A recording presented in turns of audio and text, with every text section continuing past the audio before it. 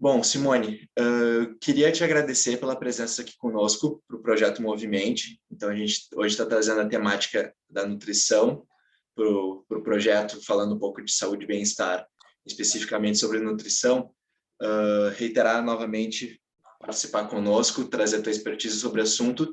Então, eu queria primeiro te deixar à vontade para compartilhar conosco um pouco da tua trajetória profissional, acadêmica, como são os teus maiores interesses na área, teus maiores estudos, o que mais tu dedicou na área de nutrição. Fica à vontade para compartilhar da forma como tu bem entender. Obrigado. Obrigada pelo convite, Diego. Fiquei muito feliz. Então, eu me formei na URGS em nutrição em 2013. A minha primeira formação foi em fisioterapia em 2006, né? Mas atualmente a minha área de atuação principal é a nutrição. E eu sempre me interessei muito por essa questão, né, inclusive de dor crônica vinculada à alimentação. Então, né, no início da minha formação, eu atendia muitos pacientes associados, né, associando a nutrição com a fisioterapia. E o meu mestrado eu terminei o ano passado, né, eu fiz na URGS, né? Opa! Vamos gravar de novo, não foi na URGS. Não tem problema, a gente segue, imagina. Enlouqueci. Não, na verdade foi uma parceria da UFSPA com a URGS. Uhum. Mas toda a coleta de dados foi na URGS, por isso que eu acabei me confundindo. Então, foi um projeto vinculando a nutrição, né, a suplementação de whey protein com treinamento de força, que também é uma área que eu gosto bastante. Eu tenho muitos pacientes idosos, então eu tenho, né, também a formação em nutrição clínica funcional, que é uma parte da nutrição que eu utilizo muito no consultório, principalmente associando, né, a questão do funcionamento intestinal, da microbiota, né, que a gente chama, com o restante, né, das funções. Então, a gente sabe o quanto o intestino ele tem um papel importante na saúde, e muitos conceitos da nutrição funcional eu acabo utilizando também nas minhas condutas clínicas. Eu tenho consultório particular, então eu atendo tanto na área da nutrição quanto na área da fisio, né, bem menos, mas atuo nas duas áreas ainda, e sou apaixonada pela nutrição, pelo alimento, por estimular as pessoas a cozinhar. Então, eu tenho um canal no YouTube também, onde eu ensino dicas de nutrição e planejamento alimentar para a semana, que é o Cozinha Bar, e tanto os meus pacientes quanto pessoas de outras partes aí do Brasil acabam se beneficiando com as dicas lá do canal. Muito bacana, Simone. Agradeço por compartilhar conosco. Tu citou tua área de pesquisa também, tratando um pouco sobre dor crônica, falou também um pouco de microbiota. E uma das questões que a gente queria trazer também era a relação da nutrição com o sistema imunológico. Muitas pessoas a gente viu fazendo as pesquisas que se interessam em entender como a nutrição também poderia contribuir para uma melhora da saúde, também como forma de prevenção, de enxergar melhor sua saúde de uma forma a se prevenir até mesmo de questões que possam vir a influenciar, a tornar mais grave a situação em relação à Covid. Então, a gente queria te perguntar, qual é a ligação que a nutrição tem com o nosso sistema imunológico?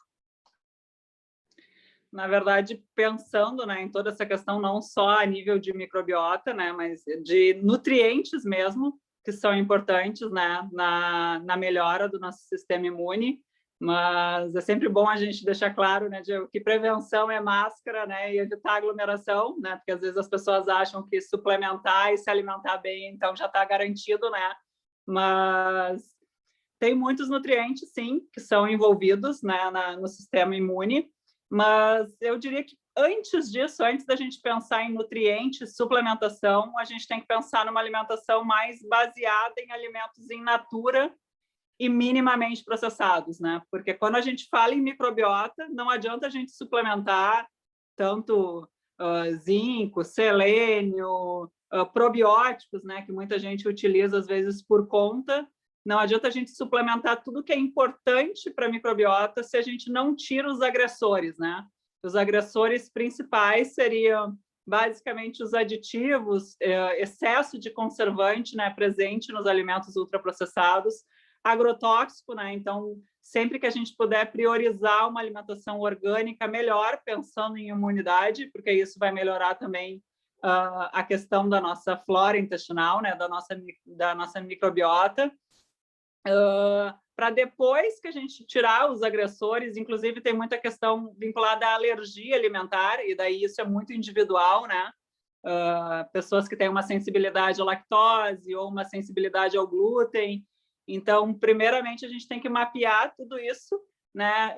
O que agride mais a microbiota, para depois incorporar os nutrientes que ajudam na imunidade, né? Que basicamente, né, um aumento no consumo de frutas, de verduras, de cereais integrais, de sementes oleaginosas, que ajudam bastante, de peixes, né, como o ômega 3 também tem um papel importante na imunidade.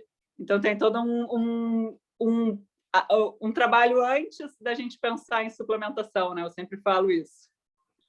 Perfeito, Simone. Uma pergunta que a gente também pensou em fazer, e acho que casa com essa questão de pensar em quais os alimentos que vão ser os mais recomendados, é uma curiosidade que as pessoas também têm sobre a pirâmide alimentar. Existe, de fato, uma regra a ser seguida quando as pessoas pesquisam sobre pirâmide alimentar, os alimentos que são recomendados, ou que devem ser evitados, ou que devem ser moderados, e que devem estar sempre na dieta, se isso depende das especificidades da pessoa, como essa pirâmide alimentar deve ser encarada quando a pessoa tenta se informar sobre esse assunto?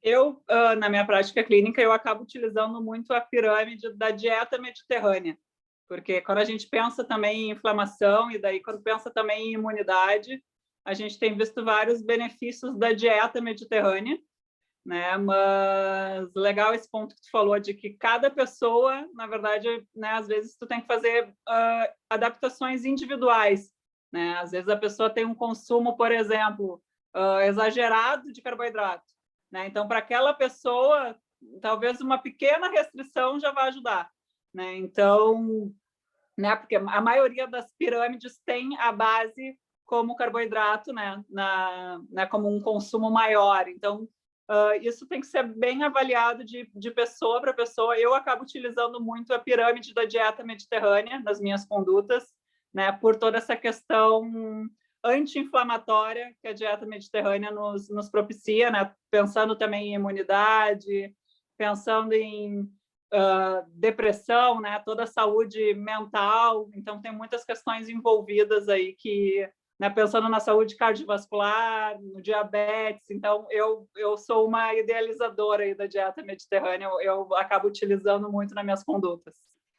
Bacana, Simone. Uma das perguntas que acho que se enquadra também nessa linha da questão da pirâmide, muita gente fala sobre os aditivos, os produtos industrializados, os embutidos, porque muita gente tem esse hábito de consumo, principalmente no café da manhã. Algumas pessoas têm algumas concepções ou leem sobre alguns mitos relacionados a esses produtos, e é muito presente na comida do brasileiro. Eles são, de fato, como algumas pessoas gostam de intitular, vilões, ou eles têm algum papel que pode ser importante para o consumo das pessoas em relação à alimentação? Quais os impactos dos produtos industrializados, tanto para consumo específico quanto consumo a longo prazo? O impacto, né, tanto dos embutidos quanto de ultraprocessados no geral, tem essa relação principalmente com excesso de aditivos, né, o que acaba atrapalhando toda a questão da microbiota intestinal, né, da flora intestinal. Já tem muitos estudos mostrando que o aumento do consumo de ultraprocessados está correlacionado com o aumento da obesidade e aumento de doenças crônicas. Então, eu diria assim que essa meta da exclusão dos aditivos no dia a dia é uma meta que eu trabalho bastante. Atualmente até existe, né, aplicativos que nos ajudam nisso, né, para conseguir usar como ferramenta de educação nutricional para os pacientes. Então, eu diria que essa é uma conduta principal, é a base, né, da educação nutricional, a gente evitar os alimentos ricos em aditivos, e daí os embutidos eles entram nisso. Para quem gosta muito, eu sempre indico, né, que busque então uma produção mais artesanal, né, de uma linguiça ou de um salame, ou até o próprio presunto Parma, que em geral tem menos conservante, mas lembrando que também mesmo os artesanais têm bastante sódio, então não é indicado também para todo tipo de paciente, né? Então, mas é uma questão que eu acho bem importante, assim, de evitar no dia a dia, né, Diego? Quando a gente fala em evitar, não que a pessoa nunca possa comer, mas ter uma quantidade limitada no dia a dia. Perfeito, Simone. Outra questão que a gente refletiu sobre e que a gente também viu que tem muita curiosidade das pessoas em pesquisar é entender as funções dos macros e dos micronutrientes, sejam para pessoas que estão procurando alguma forma de emagrecimento ou ganho de massa muscular, que tem algum objetivo específico, que estão passando por alguma reeducação alimentar. Quais são as diferenças entre as funções dos macros e micronutrientes de uma forma simples, que a gente possa trazer para o público, para o pessoal se informar um pouco mais e também ter alguma autonomia para pesquisar sobre? E já emendando essa pergunta, tentar entender como cada um desses nutrientes exerce uma função no corpo, e também se existe alguma fonte, seja de carboidrato, proteína ou gordura, que é a mais recomendável que a outra, que é a mais saudável que a outra. Como a gente identifica isso no dia a dia? Tá, eu não sei se eu entendi exatamente a tua pergunta, mas precisa ter um equilíbrio entre esses macronutrientes, né, e entre os micronutrientes também. E até um ponto legal da gente falar, porque hoje em dia as pessoas muito têm falado, né? Até no consultório eu vejo isso, né? O que tu comeu ontem? No almoço eu comi um carbo, uma proteína, enfim, né? Os alimentos, eles são um combinado de macro e de micronutrientes. Então, quando a gente come, por exemplo, um peito de frango, a gente não comeu só uma proteína, né? Tem outros minerais ali, né, presentes, e a gente também categorizar o alimento só numa categoria, às vezes acaba deixando a alimentação mais limitada. Mas eu acredito muito, né, no equilíbrio dos macronutrientes pela função de cada um. Então, o carboidrato, principalmente pela questão energética, funcionamento cerebral, a gente sabe que tem um papel importante. A proteína em toda a questão estrutural, inclusive né, pensando mais nessa questão que tu falou, né, da hipertrofia e ganho de massa muscular. A gordura também tem um papel importante a nível cerebral e saúde cardiovascular. Então, todos os macronutrientes, eles precisam estar, de certa forma, equilibrados, né? E micronutrientes também, porque cada um, né, a gente pensando para que as enzimas funcionem, né, e para que todo o processo funcional mesmo, né, do nosso organismo, cada mineral tem um papel importante ali na ativação de alguma enzima, ou, né, um exemplo, até ontem eu fiz uma entrevista sobre o leite, então a importância do cálcio, né, tanto na função óssea, mas também na função muscular. Então, os minerais em si, eles têm funções em vários sistemas, né, no sistema cardiovascular, né, pensando no cálcio como um exemplo, assim, porque se a gente fosse falar de cada um dos minerais, a gente ia ficar aqui um dia falando. Mas eu acho que é legal a pessoa pensar nesse equilíbrio.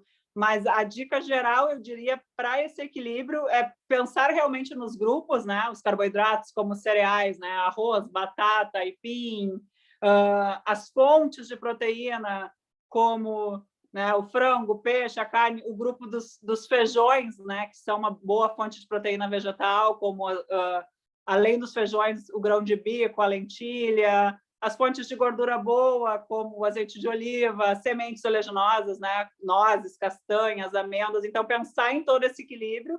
E quando a gente pensa em vitaminas e minerais, pensar muito nas frutas e verduras. E quanto mais colorido for, melhor para a gente conseguir esse aporte de vários minerais, né? Então, acho que a questão das cores nos ajuda muito, né? Como uma dica mais geral, assim. Perfeito, Simone. Acredito que muita gente vai se identificar, até por ser a gente não diria um jargão, mas é muito comum a gente ouvir na expressão das pessoas comentarem que quanto prato mais colorido, melhor, enfim, as pessoas também entenderem um pouco de onde vem isso, né, de fato, qual é a base disso para a nutrição. E já que tu comentou dessas necessidades que o corpo tem, as funções que cada nutriente vai ter no corpo, mesmo ciente dessas necessidades, quais os maiores obstáculos que tu observa, as dificuldades que tu poderia apontar em relação a essa reeducação alimentar que a pessoa vai buscar no sentido comportamental, a relação da pessoa com a comida, entendendo a necessidade desse equilíbrio, como fazer isso se tornar algo mais prático, mais fácil para as pessoas?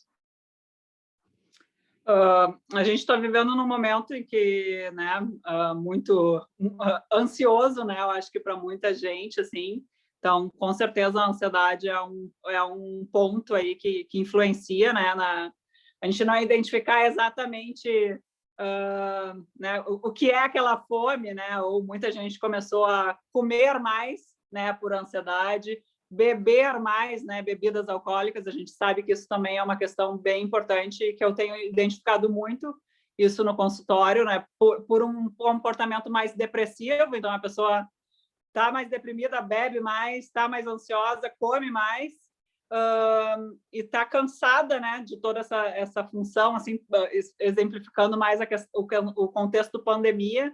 E daí acaba, às vezes, não cozinhando, pedindo comida pronta ou comprando comida congelada de má qualidade.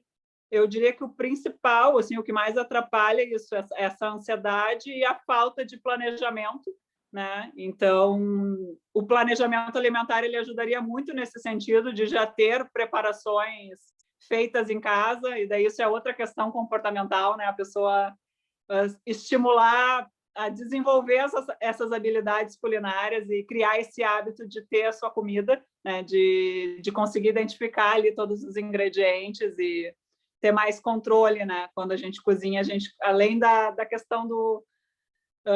né? Para quem não cozinha, pode parecer algo até utópico, assim, mas no momento que tu começa a conhecer e se identificar com o tempero que tu gosta mais, com a forma de preparo, isso também te aproxima mais da comida, né, de verdade. Muito bacana, Simone. Um outro ponto que a gente notou muito, que é de curiosidade de muitas pessoas, quando elas vão pesquisar algumas características dos alimentos, é saber se tem alguns alimentos que são pró ou anti-inflamatórios, se esses alimentos são excitantes ou calmantes. Existe alguma regra, algo baseado realmente na ciência da nutrição que indique o consumo de alimentos desse tipo, anti-inflamatório ou pró-inflamatório, de forma mais moderada, excitante ou calmante? Muita gente geralmente inclui muito chá na alimentação, por exemplo, é uma coisa muito habitual. Quais são as propriedades desses tipos de alimentos e o que as pessoas devem cuidar antes de consumir esse tipo de alimento e de realmente procurar um nutricionista que possa apontar o que realmente mais vale a pena e se é realmente necessário para essa pessoa? Eu sempre gosto de lembrar, né, voltando ao que a gente falou lá no início, né, não adianta nada a pessoa inserir um chá verde, um suco verde, se o restante da alimentação dela é rica em ultraprocessados, né? Então, primeira coisa é uma alimentação baseada em alimentos in natura, né, e minimamente processados, para depois tu pensar em incorporar alguma... Né? Eu sempre digo, né? Às vezes as pessoas me perguntam em relação à água com limão em jejum, né? Tem algum benefício? Não, ela especificamente em jejum não tem nenhum estudo que mostre que ela tem algum benefício. Se tu gosta, tu pode tomar, né? Não é uma coisa que né, não toma, né? Pode seguir tomando, mas também não adianta nada essa água com limão e gengibre, os shots, né? Como falam, né? Tem muita gente que faz os shots quando acorda. E não adianta nada esse shot se a tua alimentação ao longo do dia está desequilibrada ou está à base de ultraprocessados. Então, antes de tudo isso, é importante a gente pensar nesse equilíbrio do dia inteiro, né? Eu diria que isso é o mais importante. Mas sim, tem alimentos, até quando a gente pensa em dor articular, por exemplo, tem muitas questões que ajudam, associada a uma alimentação equilibrada, né? Então, a pessoa já tem uma alimentação equilibrada e daí ela incorpora gengibre, cúrcuma, alimentos que têm mais essas propriedades já documentadas. A cúrcuma tem um efeito bem positivo para a questão de dor articular, por exemplo. Então, a gente poderia citar outros, né, alimentos anti-inflamatórios, mas eu sempre digo isso, alimentos anti-inflamatórios associados a uma alimentação equilibrada, senão não tem porquê, né? Perfeito. E dentro dessas concepções, outra questão que a gente observa que é de muita curiosidade das pessoas, que as pessoas ouvem muito falar, pesquisam, não tem certeza de como se aplica, são algumas dietas, ou até, entre aspas, a gente diria soluções mágicas que algumas pessoas pesquisam na internet para saber sobre dietas, enfim, que elas consomem muito porque são muito mencionadas. Dieta cetogênica, keto, né, que algumas pessoas se referem, ou jejum intermitente. Esse tipo de dieta que as pessoas pesquisam tem de fato menor eficácia ou elas têm algum benefício? Essas principais que geralmente são mencionadas, como elas devem ser observadas? Quais são os cuidados que as pessoas têm que tomar antes de querer aderir a uma dieta desse tipo? Tem dietas específicas, como a cetogênica, por exemplo, que são, né, mostra muitos benefícios, por exemplo, para epilepsia, né? Seria um exemplo que ela é bastante utilizada. Mas quando a gente pensa em emagrecimento, cada vez mais os estudos mostram que o que traz benefícios, na verdade, é a gente ter um aporte calórico no dia menor, né, do que o gasto total, independente da estratégia que tu usa. Se eu for te dizer na minha prática clínica, se um paciente ele me diz que ele se adapta melhor com um período prolongado em jejum, e isso é tranquilo para ele fazer, não tem nada contra, desde que a gente ofereça o aporte que ele precisa ao longo do dia total. O problema da pessoa fazer esse tipo de dieta sozinha é, primeiro, né, talvez ela não esteja fazendo o aporte do dia total que ela precisa, né? Então, isso é um cuidado que tem que ter. E outro cuidado, muito documentado também, é que acaba aumentando a incidência de transtornos alimentares, né? Então, uma má relação com a comida, desde uma compulsão alimentar, depois de uma dieta muito restritiva, ou até, né, quadros de anorexia, bulimia. Então, normalmente, a gente acaba não estimulando esse tipo de conduta, né, justamente por esse risco de transtornos alimentares, que é uma questão que já está bem documentado na literatura. Mas, na minha prática clínica, se eu observo que o paciente se adapta melhor a um padrão de dieta e que aquilo pode trazer benefícios para ele, não tem por que não utilizar, né? Muita gente se adapta bem à dieta low carb, por exemplo, né? Mas isso é uma questão de perfil de cada paciente. É difícil a gente... isso mais numa conduta individualizada mesmo para te identificar, né? Uma estratégia que tu sabe que a pessoa pode se beneficiar. Perfeito. Tu mencionou a questão do aporte calórico, e acredito que seja muito mencionado, seja referenciado, seja a principal observação que geralmente se faz em relação a emagrecimento, as pessoas terem a consciência de que o déficit calórico ao longo do tempo é o que vai, de fato, contribuir para os objetivos, para metas dessas pessoas. Existe uma forma das pessoas entenderem de forma mais prática essas necessidades de déficit calórico, para também entenderem como vai ser a dieta delas e também para que elas tenham mais tranquilidade em relação aos hábitos, aos comportamentos que elas vão ter com a dieta. Eu cito isso porque muitas pessoas acabam pesquisando fórmulas na internet. É muito comum as pessoas terem algum conhecimento mais raso sobre taxa metabólica basal, por exemplo. Então, eu queria pedir que você explicasse um pouco sobre isso, essa questão das metas, do déficit ou do superávit, dependendo das metas das pessoas, e como isso se dá a longo prazo, porque, claro, muitas pessoas acabam se frustrando, indo se pesar, observando o corpo, fazendo medidas durante alguns dias e se desmotivam, mas, claro, a gente entende que, como tudo na vida, existe todo um processo e, às vezes, as coisas requerem paciência. Então, eu queria te pedir que você pudesse explicar um pouco como essas metas acontecem, falar um pouco dessas fórmulas, acho que agregaria muito para as pessoas também. Existem várias fórmulas, né, que a gente faz uma estimativa da taxa metabólica basal e do fator atividade, né, que é o que a gente costuma utilizar que eu costumo utilizar no consultório. Mas agora tu falou, e é bem importante a gente lembrar que tem outras questões envolvidas na questão metabólica, né? Então, o problema principal, né, que eu observo no consultório é a qualidade do sono, né, que muita gente esquece que é um fator determinante em toda a questão metabólica. Então, a gente pode estar fazendo uma estimativa ali, né, utilizando uma fórmula padrão, né, e mesmo assim a pessoa estar com alguma dificuldade de perda de peso porque tem um padrão de sono interrompido ou porque dorme pouco, né, poucas horas por noite. Então, tem muitas... Eu diria que é um cálculo que ele exige um cuidado muito grande e também, muitas vezes, quando a pessoa vai fazer esse cálculo sozinha, em geral, ela às vezes até perde peso no início, mas acaba entrando num platô né, existem muitos aplicativos, né, Diego, que fazem esses cálculos, mas às vezes não levam em conta outras questões, né, principalmente vinculadas a micronutrientes. Eu vejo que os aplicativos eles calculam mais a questão de macronutrientes do que micronutrientes. E para o organismo funcionar bem como um todo, fica faltando essa questão de equilíbrio de micronutrientes.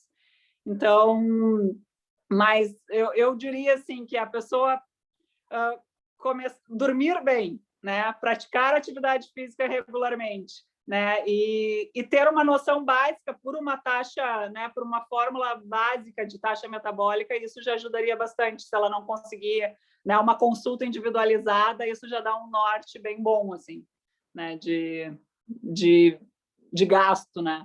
Mas isso eu acho que o sono eu gosto de lembrar sempre, porque ele é uma questão que eu observo muito no consultório, assim, que afeta, né, toda essa questão. Perfeito. Já linkando com essa questão do sono, até porque a gente já teve a oportunidade de fazer aqui no projeto também 2 episódios, na verdade, sobre a questão do sono e a relação que tem com a saúde e bem-estar. A gente percebe que cada pessoa tem um ciclo circadiano diferente, tem um relógio, então a pessoa tem hábitos diferentes ao longo do dia também. Ela tem funcionamentos diferentes, tem estímulos diferentes. E aí, muitas pessoas, claro, têm dificuldade de encaixar a rotina, porque alguns são mais matutinos, outros mais vespertinos.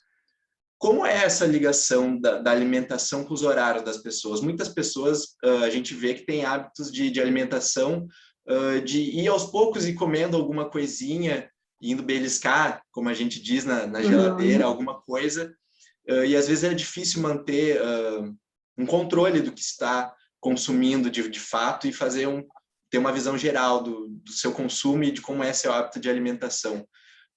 Existe alguma tática, alguma recomendação para que a pessoa consiga, de fato, aos poucos, ir se habituando a ter uma alimentação mais saudável, não diria mais compacta, mas um pouco mais coerente, mais coesa, e que ela consiga entender, de fato, de como ela está se alimentando, de que forma, e se isso é de fato saudável para ela, se funciona para ela.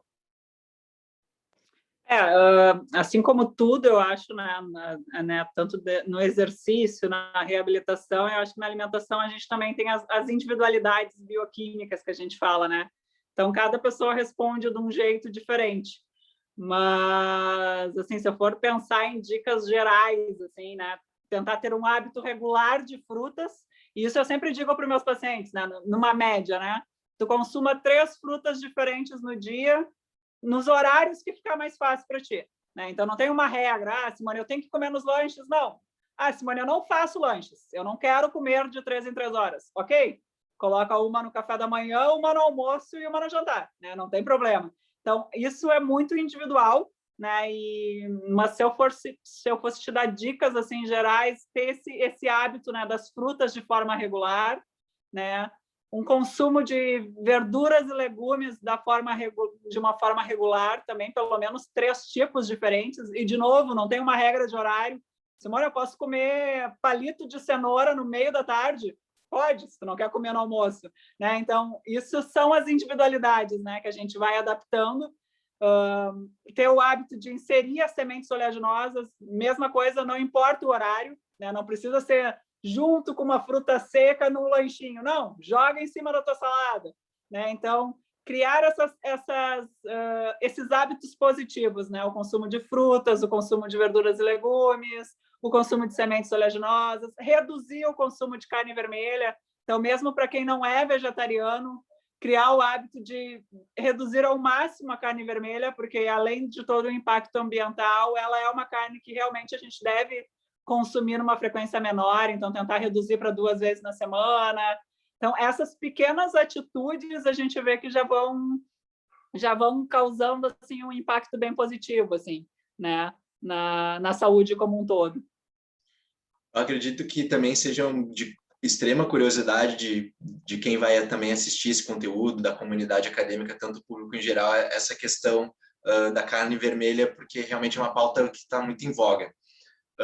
Para pessoas que pensam em aderir a regimentos como o vegetarianismo ou o veganismo, e peço que até me corrija se estou incorreto em falar a palavra regimento, não saberia exatamente como me referir em relação a como é aderido de fato na ciência da nutrição, mas esse tipo de dieta, entre aspas, digamos, algumas pessoas poderiam se referir a dieta, ele deixa algo a desejar em relação à carne vermelha ou carne branca, que geralmente é como se referem a frango, e o que é mais importante, pessoas que pensam em começar a aderir a esse tipo de dieta ou regimento, entre aspas, devem se atentar antes de começar a ter esse tipo de consumo mais regulado e com menos carne vermelha, carne branca?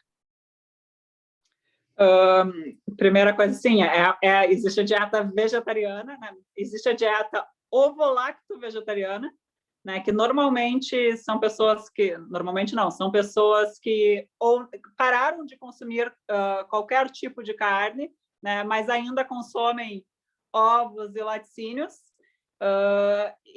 ou essas pessoas querem se manter nesse padrão sem carne, ou elas estão numa transição para uma dieta, né, um vegetarianismo estrito, que a gente chama, né, que é popularmente o vegano, né, que, na verdade, o vegano, ele, além de não consumir alimentos de origem animal, ele não usa, né, ele não usa vestuário, ele não usa produtos, né, cosméticos, então tem essa...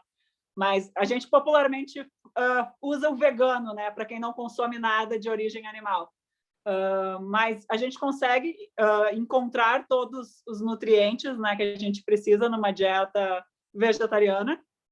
Então, é possível, sim, com cuidado, exige um planejamento maior, né? Eu sempre falo, não é tão simples, porque, em geral, a gente tem que aumentar o consumo de alimentos do grupo dos feijões, não é todo mundo que tem esse hábito, né? E diversificar mais a alimentação. Então, para não ficar uma questão muito monótona, então, descobrir todas as leguminosas que existem, variar preparações, fazer almôndega de lentilha, por exemplo, hambúrguer de grão de bico. Então, criar outras preparações para que a alimentação fique um pouco mais diversificada, assim. Mas é possível, né, a gente conseguir, inclusive tem estudos recentes mostrando, até em termos de ganho de massa muscular, por exemplo, que não tem diferença entre ser uma proteína de origem vegetal ou uma proteína de origem animal, né? Quando a gente pensa num mesmo aporte, né? Então, isso também é uma questão que era um mito, né? Como se a proteína fosse de menor qualidade, isso a gente já viu que não. Perfeito, Simone. Uma questão que a gente costuma trazer para todos os nossos entrevistados, a gente sempre abre também oportunidade, caso acredite tenha algum estudo de caso, algum relato, alguma pesquisa, ou algo prático mesmo do dia a dia em relação à área de pesquisa em que cada entrevistado atua, que talvez considere relevante para o público que vai assistir esse material e que gostaria de compartilhar. Então, eu também te estendo a pergunta, como tu mencionou, principalmente as áreas de pesquisa de dor crônica, de microbiota, se tem algo que hoje tu estuda, tu gosta de ler com mais afinco e que talvez tu coloque em prática na clínica, de fato, que tu acredite que seja relevante o público saber e que possa ser útil para o dia a dia também das pessoas que vão assistir o material. Uma área que eu me interesso bastante, né, além da área que eu estava estudando no meu mestrado, que é essa questão toda, né, da suplementação de proteína, foi uma área que eu mergulhei aí nesses últimos 2 anos, mas eu estudo muito sobre a questão da microbiota, eu cada vez acredito mais sobre o papel realmente da saúde intestinal, né, como um todo, e sobre essa questão do consumo de fontes de probiótico ao longo do dia, né? Então, ter esse hábito no dia a dia, eu diria que é algo que cada vez mais eu vejo benefícios, e não só em forma de cápsula, como a gente sabe que existem muitos alimentos fermentados, né? Como o kefir, o kombucha, outras bebidas, né? Fermentadas que podem trazer esse benefício. E muito a questão do alimento em si, né? Eu sou uma idealizadora também do estímulo da cozinha e do alimento. Eu acho que cada vez mais a gente vê também alguns estudos mostrando que nenhum suplemento ele equivale a um alimento, né? Que a forma como o alimento, a composição como o alimento que uma fruta traz, ela é diferente da composição que um suplemento vai trazer. Então, eu tenho muito essa curiosidade e muito vontade de estudar mais sobre esses temas, assim.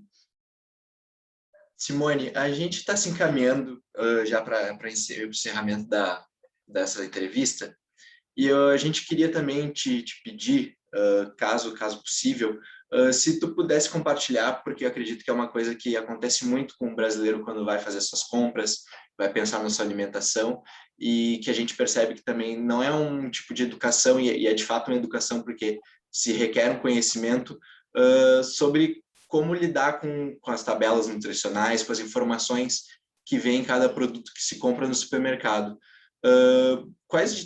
Quais tu diria que são as principais informações, quais são os principais pontos de atenção que uma pessoa deve ter quando vai ler uma tabela nutricional, quando vai querer saber mais sobre um alimento, pesquisar sobre uma porção, saber o quanto isso se equivale ao valor diário que talvez precise, ou que talvez deva tomar cuidado porque possa ser excessivo.